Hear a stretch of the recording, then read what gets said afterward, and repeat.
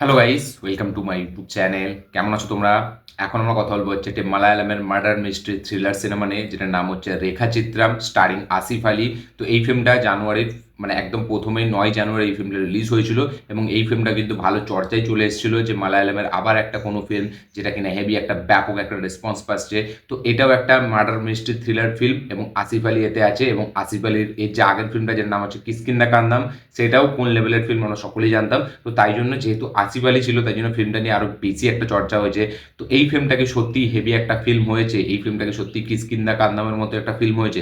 চলো সেসব নিয়েই কথা হবে। বেসিক্যালি কথা হবে হচ্ছে রেখাচিত্রাম সিনেমাটিকে নিয়ে। চলো ভিডিওটা শুরু করা যাক। কেমন হলো রেখাচিত্রাম? এক লাইনে যদি আমি সব থেকে প্রথমেই এই কথাটা বলে দিই যে কিসকিন্দা কান্দাম যারা দেখেছে, বা সুকসামা দার্সিনী যারা রিসেন্ট টাইমে দেখেছে, বা থালাবান যারা রিসেন্ট টাইমে দেখেছে আসিফ আলীর ফিল্ম, তো সেই ফিল্মগুলোর সাথে যদি আমি কম্পেয়ার করি এই ফিল্মটা, ঠিক আছে, তো এই ফিল্মটাকে আমি সব থেকে লাস্টে রাখবো। ইয়েস, কারণ এই ফিল্মটার মধ্যে কিন্তু সেই মজাটা নেই যেটা একটা কিসকিন্দাতে আছে, যেটা একটা সুকসামাদের সিনেতে আছে, বা যেটা একটা লেভেল ক্রসে আছে আসিফ আলীর ফিল্ম।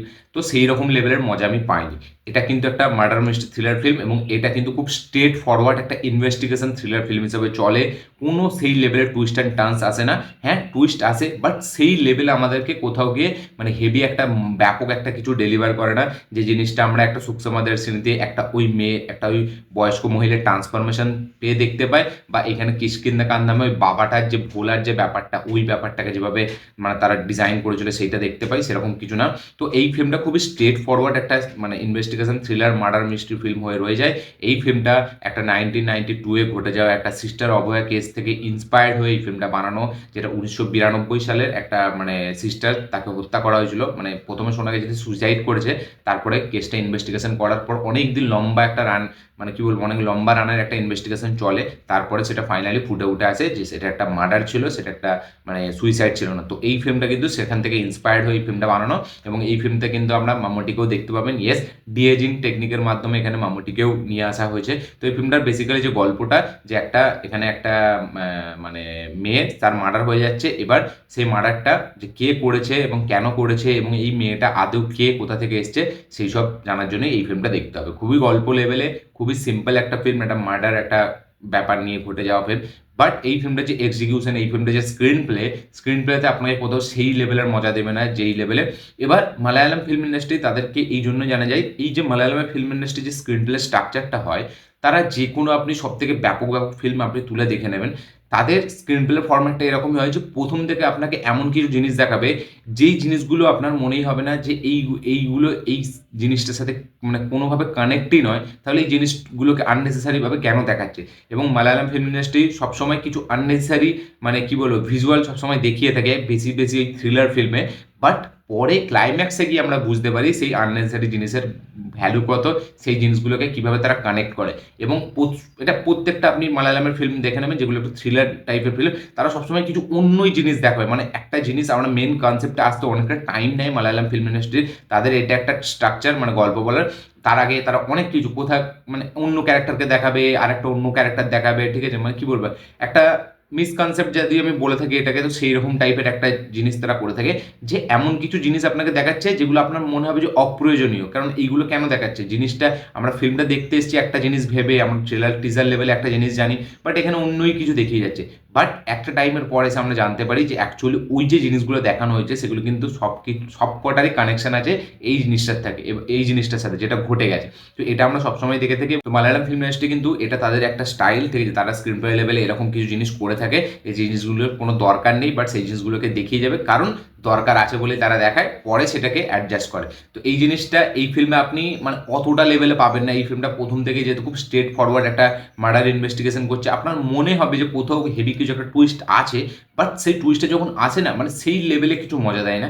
এখানেও কিন্তু একটা সুকসামা দার্শিনীর মতো একটা জিনিস রাখার চেষ্টা করা হয়েছে, বাট সেই জিনিসটা কোথাও গিয়ে আপনাকে সেই ফিলটা দেয় না, বা সেই মুহূর্তটা ক্রিয়েট করে না যেটা আপনি দেখে এত ওয়াও, একটা হেভি একটা মনে হবে। যেটা সুকসামাদের সিরিজে আপনি বলতে পারবেন অ্যাবসোলিউট সিনেমা, সেটা কিন্তু এইখানে আপনি বলতে পারবেন না। তো এটা কিন্তু খুব আমার কাছে একটা ওয়ান টাইম ওয়াচ ডিসেন্ট একটা মার্ডার মিস্ট্রি থ্রিলার আমি ফিল্ম বলবো। যেরকম থালাবান ফিল্মটা যেরকম ছিল, ওই লেভেলের একটা ফিল্ম আমি এখানে বলবো আসিফ আলীর এই ফিল্মটাকে আমি থালাবান ফিল্মটার সাথে অনেকটা সমান সমান এতে রাখবো। এর থেকে আমার লেভেল ক্রস ফিল্মটা আসিফ আলীর আরও বেটার লেগেছিল। বাট থালাবান ফিল্মটা আর এই ফিল্মটা কিন্তু খুব মানে টাপে টাপে রাখবো। যদিও থালাবানের থেকে এই ফিল্মটা একটু বেটার আমি বলতে পারি, বাট ওই জায়গাটাই আমি রাখবো। বাট এই ফিল্মটা কিন্তু কোথাও গিয়ে স্কিন্দা কান্দাম বা সুষমা দর্শিনী বা বোগেনভিলা, বা আমি যদি রিসেন্ট টাইমে বলি মামুটির ব্রাহ্মযুগম, যদিও ব্রাহ্মযুগম একটা আলাদা জনরার ফিল্ম, একটা অন্য টাইপের ফিল্ম, বাট এই ফিল্মগুলোর ধারে কাছে আমি এই ফিল্মটাকে রাখবো না। বা যদি আমি ওই এর যে ফিল্মটা এসেছিল আমাদের নামটা ভুলে যাচ্ছি আমি, গোলাম বলে যে ফিল্মটা এসেছিল ইনভেস্টিগেশন থ্রিলার ফিল্ম, সেই ফিল্মটারও যেরকম কনসেপ্টটা ইউজ করা হয়েছিল সেটা আরও অনেক বেটার ছিল এই ফিল্মটার থেকে। তো রেখা চিত্তম ফিল্মটা মানে স্ক্রিন প্লে লেভেলে আমার অতটা হেভি কিছু হাই বা টুইস্ট কিছু মানে দেখাচ্ছে না, যার জন্য আমাকে হেভি লাগছে, বা গল্প লেভেলে যে হেভি কিছু টুইস্ট আমাকে দেখাচ্ছে, স্ক্রিন প্লে লেভেলে এমন কিছু জিনিস দেখাচ্ছে যেগুলো আমি চমকে যাচ্ছি সেরকম কিছু না। হ্যাঁ, মিউজিক টুকটাক ভালোই আমি বলবো, মানে খারাপ কোথাও আমার মনে হয়নি। আসিফ আলির পারফরমেন্স ভালো, আসিফ আলির পারফরমেন্স সে তো সবসময় ভালোই পারফরমেন্স দেয়। বাকি ওভারঅল যে হেভি কারোর পারফরমেন্স যে মনে থেকে যাবে সেরকম কারোর এখানে পারফরমেন্স নেই। বাস কি বলবো, আমি একটু বেশি এক্সপেক্ট করেছিলাম ফিল্মটার থেকে, তাই জন্য হয়তো আমার এরকম মনে হচ্ছে।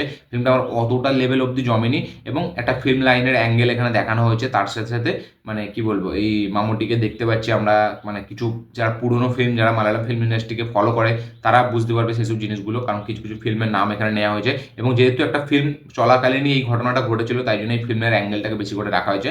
তো এটা একটা রিয়েল লাইফের গল্প থেকে ইন্সপায়ার্ড হয়ে ফিল্মটা বানানো। তো আমার কিন্তু রেখাচিত্তম ফিল্মটা একটা ওয়ান টাইম ওয়াচ ডিসেন্ট একটা ঠিকঠাক ফিল্ম আমার মনে হয়েছে। আমার এক্সপেকটেশন অনেক ছিল, বাট ফিল্মটার গল্প লেভেল আমাকে কিছু হেভি কিছু জিনিস প্রোভাইড করে না। স্ক্রিন প্লে লেভেলেও সেরকম কিছু এঙ্গেজমেন্ট আমাকে প্রোভাইড করে না। স্ক্রিন প্লেটা চলতে থাকে কোথাও সেই মুভমেন্টসগুলো আছে না, হাই মুভমেন্টস, যেগুলো আমরা হেভি মানে জিনিস মনে করবো। বা এর থেকে ভালো যদি কিছু মানে এরকম মানে কি বলবো, এই যে মানে যেরকম যেটার কথা আমি বলছিলাম যে অপ্রয়োজনীয় কিছু জিনিস দেখাবে, যেগুলো প্রথমে যেই এলিমেন্টসগুলো হয়তো আপনার মনে হবে না কোনো গুরুত্ব নেই, বাট একটা টাইমের পরে গিয়ে সেটা আপনি বুঝতে পারবেন। বাট এখানে সেই সব কিছু নেই, একদম স্ট্রেট ফরওয়ার্ডভাবে এই জিনিসটাকে মানে করা হয়েছে, এই ফিল্মটাকে ডেলিভার করা হয়েছে। এবং এর যে ডিরেক্টর, তার এর আগে সে একটা ফিল্মই করেছে প্রিস্ট বলে, যেটা মামুটিকে নিয়ে, যেটা একটা super natural horror thriller film. সেই ফিল্মটা পরে এটা তার সেকেন্ড ফিল্ম, এবং সেই ফিল্মটা আমার দেখা নেই, আমি দেখবো এরপরে। বাট এই ডিরেক্টর যদি এইভাবে ফিল্ম বানায়, তাহলে আমি বলবো ডিরেক্টর অতটা ভালো ক্যাপাবিলিটি নেই মানে মার্ডার মিস্ট্রি থ্রিলার হ্যান্ডেল করার মতো। বাট তবেই আমি বলবো ঠিকঠাক, একটা ডেবিউ ডিরেক্টর হিসাবে যদি আমি দেখি তাহলে ঠিকঠাক, যেহেতু তার এটা সেকেন্ড ফিল্ম, ফার্স্ট ফিল্মটা সুপার ন্যাচারাল হরর ছিল, তো ঠিকঠাক আছে। তো এই ছিল আমার রিয়াকশন রেখাচিত্তম ফিল্মটা নিয়ে। আপনারা যারা রেখাচিত্তম দেখেছেন অবশ্যই কমেন্টে লিখে জানাবেন আপনাদের কি বক্তব্য, কি রিয়াকশন, কি মতামত। এই ফিল্মটা কি আপনাদের সত্যি হেভি লেগেছে, নাকি এই ফিল্মটা অন্য ফিল্মের থেকে অনেকটা নিচে আপনারা রাখবেন, সেটা অবশ্যই কমেন্টে লিখে জানাবেন। কারা কারা আছেন যারা অলরেডি এখনো দেখেননি কিসকে এই আমাদের মানে রেখাচিত্তম, তারা অবশ্যই গিয়ে দেখে নিন, দেখে অবশ্যই কমেন্ট করবেন আপনাদের কি বক্তব্য, কি মতামত, কি রিয়াকশন। ভিডিওটা ভালো লেগে থাকলে লাইক শেয়ার কমেন্ট করে দেবেন, চ্যানেলটি নতুন হলে চ্যানেলটিকে সাবস্ক্রাইব করবেন, বেল আইকনটি প্রেস করতে ভুলবেন না। দেখা হচ্ছে পরের ভিডিওতে, ততক্ষণের জন্য বাই।